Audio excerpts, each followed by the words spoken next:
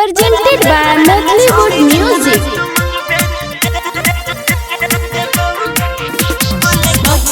Bamkali Recording Studio, Mansi.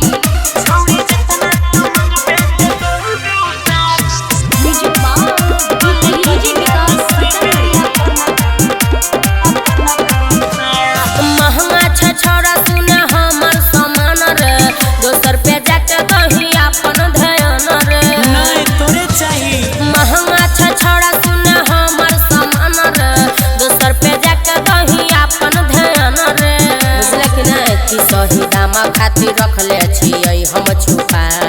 हो त हमरो सुन ले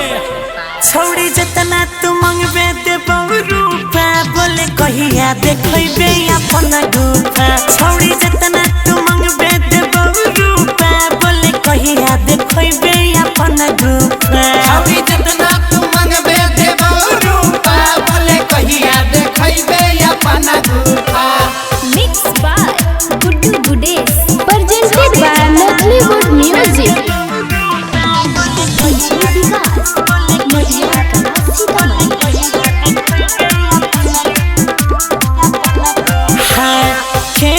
छौड़ी जाई न एक बेर देखा पहिले सीन के तब जाके तोरा हाथ में पैसा देबो छौड़ी कीन के देबो छौड़ी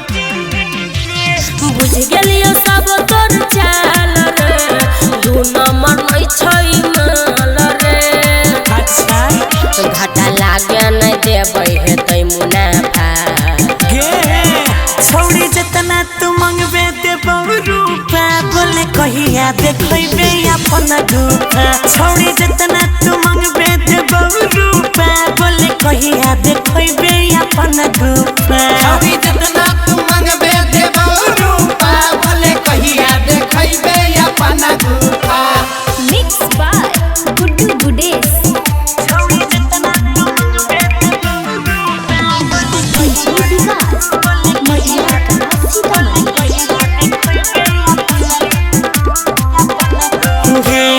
मानवा के आस छौड़ी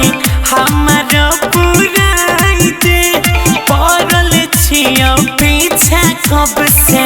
जिया जुराई दे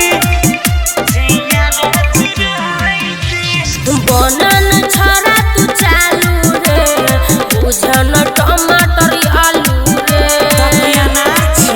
हमरा इस गौरव कर दोसर तू उपाय